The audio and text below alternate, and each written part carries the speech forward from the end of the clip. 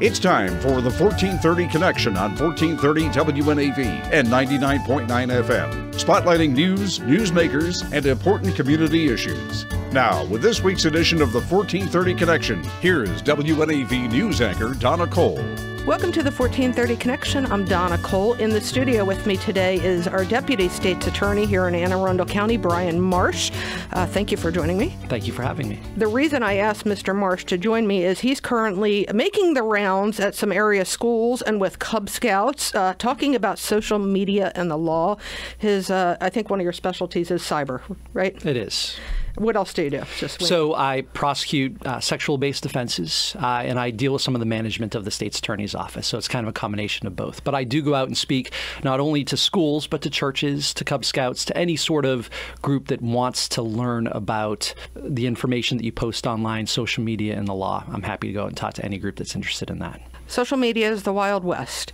The generation, for instance, Generation Z, I'm not sure what the official name is, Generation Z, including my daughter, 17 years old, have grown up with social media. They've made the mistakes, and hopefully future generations will learn from those mistakes. We are continuing. It's evolving, yes? Absolutely, and that's the point of this program, is to just make people aware of the dangers of social media. There's a lot of good that comes from social media. It allows people to connect with each other, families from across the country or all over the world. It allows us to communicate with each other. But there are some issues that people need to be aware of, in particular, our young adults. Something that recently happened here in Anne Arundel County, it seems a racist, vile social media post was made following a basketball game.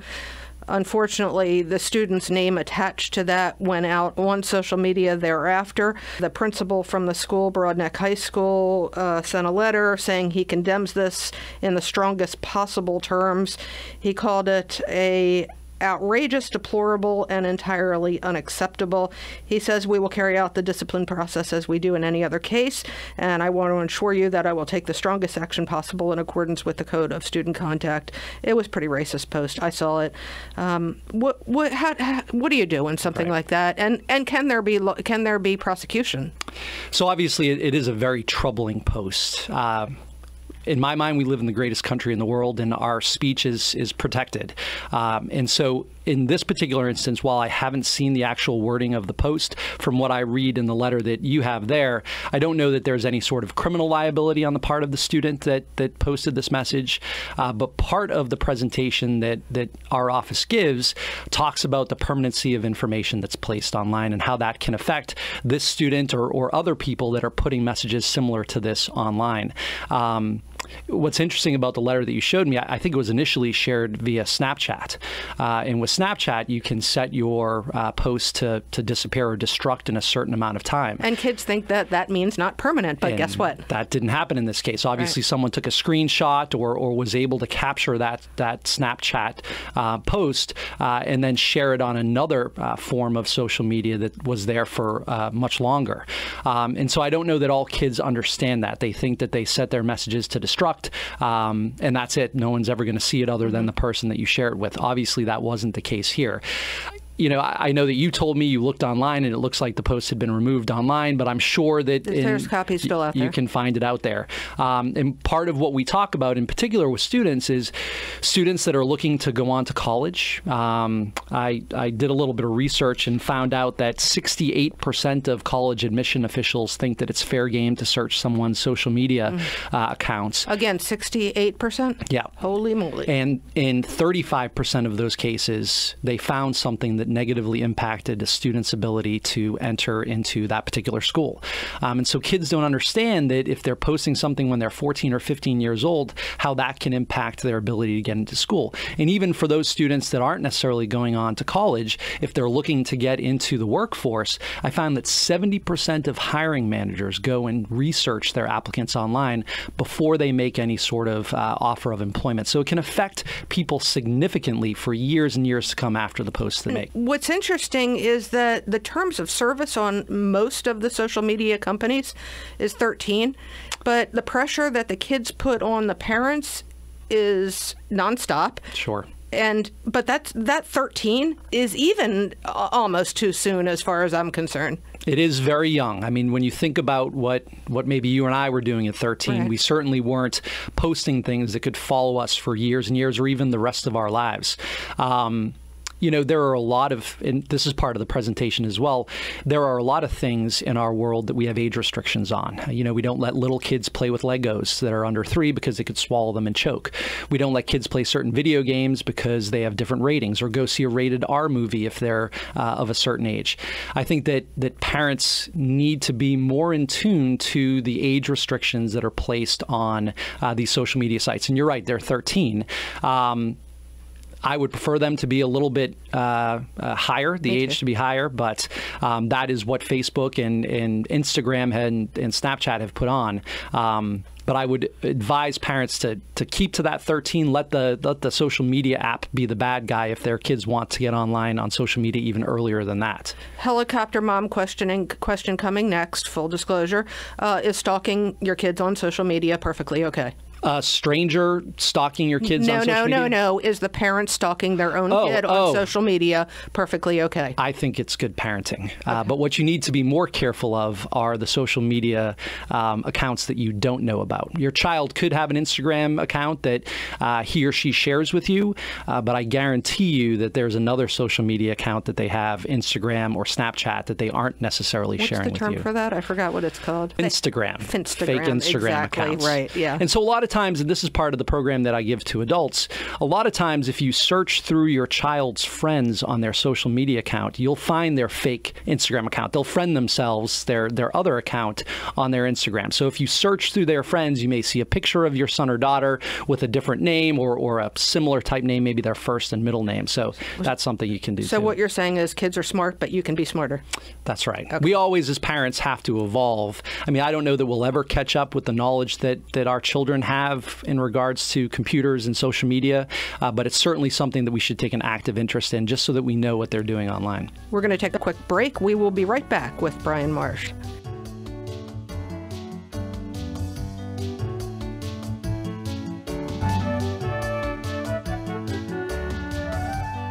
Welcome back to the 1430 Connection. I'm Donna Cole. I'm in the studio today with Anne Arundel County Deputy State's Attorney Brian Marsh. We're talking about social media and the law. We're talking about keeping our kids safe, and apparently it's okay to stalk your own kid online, and you should stalk your own kid online. And if you don't know how to use Snapchat, learn how to. It's important. I would recommend parents getting a Snapchat account and just figuring out how it works so that they know how to talk to their kids about it. Right. You can also, and location. Location is a scary thing. Sure. Because the kids have location enabled in order to find their friends when they're at the mall or wherever they're else. But if somebody's following them that they don't know, guess what?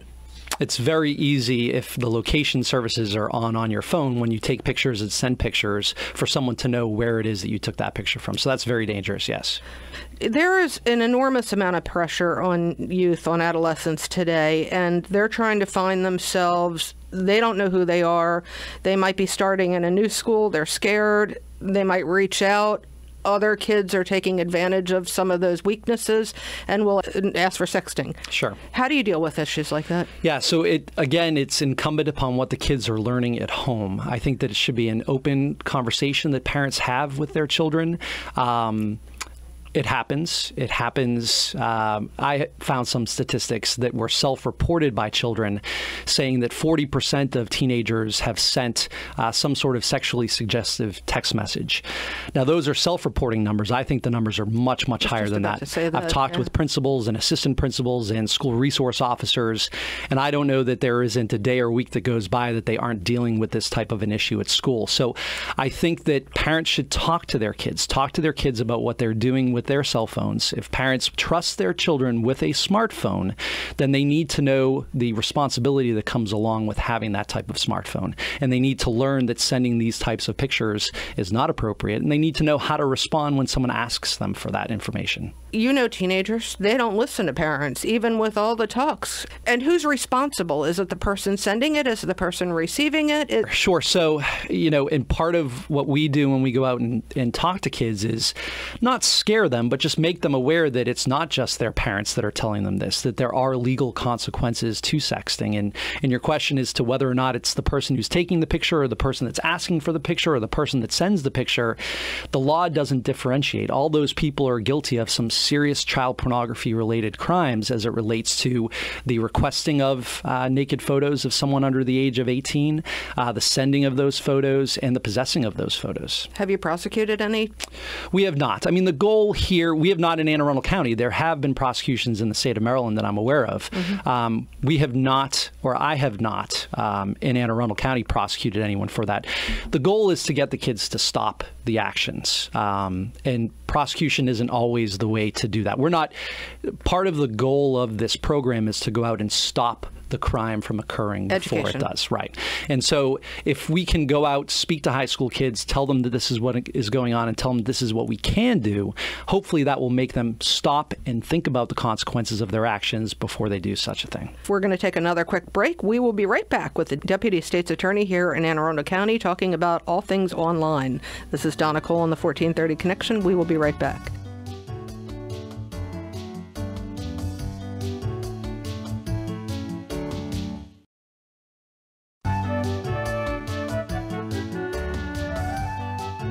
Welcome back to the 1430 Connection. I'm Donna Cole, and I am in the studio today getting an education from Deputy State's Attorney here in Anne Arundel County, Brian Marsh.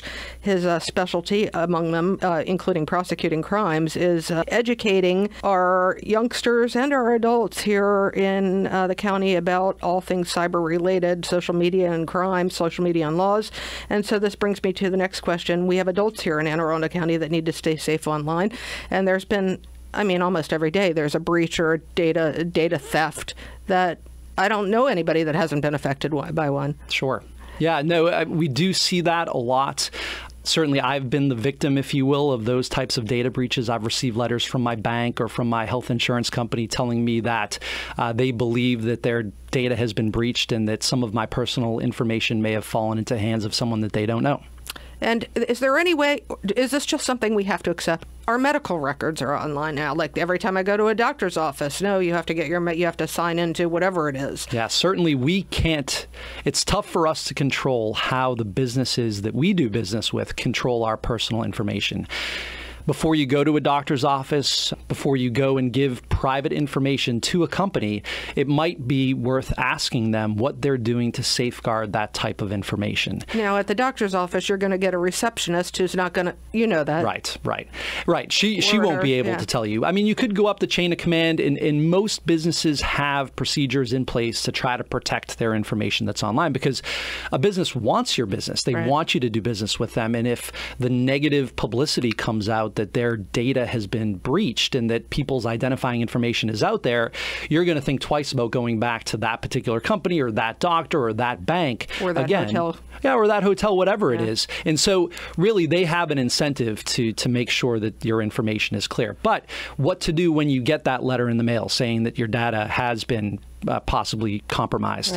What you should do is log on to one of those free credit monitoring programs. Make sure that you review your credit report. Make sure that there aren't any sort of accounts that have been opened in your name that you didn't open. It's just a good idea at that point, once you receive those letters, to go back and do kind of like a checkup of your credit history. All right, going back to teens and kids now again. What are the other social media? What other forms of social media? I know, because I'm old, Snapchat, Instagram, and Facebook. I know there's other ones out there that we need to know about, and that might be not great. There are. So I am of the Facebook generation. Our kids are not of the Facebook generation. So that is not something that we're going to see our kids using, I don't believe. Maybe it'll make a resurgence, but right now, most kids are on Instagram and Snapchat. Those are the two biggest platforms that you're going to see kids on. YouTube, they're going on YouTube a lot and searching for videos and maybe posting videos of themselves on YouTube. In addition to social media, something that parents really need to be aware of is the ability of their children to communicate with people through gaming devices. And so if they have a PlayStation or one of those other gaming devices, the ability of their kids to talk with other people all over the country, all over the world while they're engaged in a game themselves. It's not necessarily social media, but it's another way for people to communicate with your children that they don't know. bad people sometimes, too. Sometimes. I mean, I don't want to scare everyone Right. off. There's a lot of good that comes from social media, and there's, it's wonderful that we can connect and communicate with people all over the world. But people just need to be aware that there are people that will take advantage of this, and there are bad people out there in the world that will use social media to try to gain the trust of our children and then use that trust in a bad way. Okay, we've already gone over the terms of service on most social media apps being 13. Are you a parent? I am not. I don't have any kids. Yeah, I've got lovely nieces and nephews, though. So do you give advice to your siblings on what age kids should have phones? I do. I try not to insert myself as someone's parent, and when I go and I give these presentations, I don't want to make it look like I'm teaching parents on what to do. Parents know their kids, and one 13-year-old or 15-year-old may be much more mature than someone else's 13 or 15-year-old. So it's all up to what the parent wants to do and how they want to parent. I just want to make sure that they're aware of what's out there. So parents, a lot of times I get the question of, what age would you give your child a smartphone? Every kid wants a smartphone, which seems like starting in 3rd or 4th grade. Do they really need a smartphone? Do they really need this handheld computer in their hand? I know that cell phone companies now are coming back to the flip phones that just allow you to maybe text and call a parent. I think that is appropriate for kids maybe up until the age of 16, maybe even 18, depending. God, I know. can you imagine? Right, Yeah. right. How dare you, mom or dad, not let Exactly. me get online. But it's something that parents need to think about. The I consequences can be significant. So parents need to think about that before they put these little handheld computers in their children's hands. I loved the Migo when it was out. The Migo had 4 big numbers on it, 1, 2, 3, 4, and that was it. And those 4 numbers were pre-programmed with 4 different people's phone numbers. Sure. It's a helicopter parent's dream come true, that phone was. Exactly. What have I missed? What other information you want to relay to parents that is critical? Cyberbullying is pretty big. Right. We see a lot of tragic consequences of children being bullied at school. When you and I were in school, we may have been bullied in the classroom. And when we left school for that day, we were able to go home and we were safe at home, and the bullying had ended, and maybe we were concerned when we went back the next day. Cyberbullying is something that is much, much more dangerous. What we see in cyberbullying situations is, the posting of some sort of bullying message on a social media platform, and it doesn't end when the school day ends. It's out there for everyone to see, and it is shared with people beyond just the classroom or the school that the child is in. And so I think kids need to know the consequences of that bullying. And if they see bullying, they should talk to a trusted adult and get them to stop that cyberbullying from happening. I know that there's a new law that they're trying to push through in the legislature, a new cyberbullying law. We have one on the books now. They're trying to expand it to make it more encompassing so that we can hopefully stop these types of tragic situations where kids get bullied and then they harm themselves. That's what we really want to stop before it happens. It's so important. And thank you for that. Yes. What is the new law that they're trying to push through? So the way that the cyberbullying law reads right now is that someone needs to engage in a course of conduct, a bullying over a number of different posts, but it has to be a course of conduct. So I haven't read the full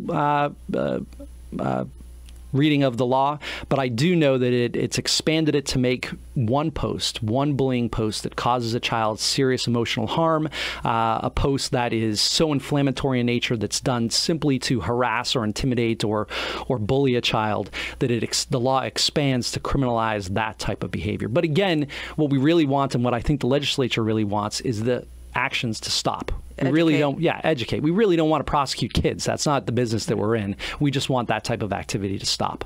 Thank you so much for joining me today. No, thank you for having me. I was happy to be here. This is Donna Cole on the 1430 Connection. We will see you next week. Bye-bye.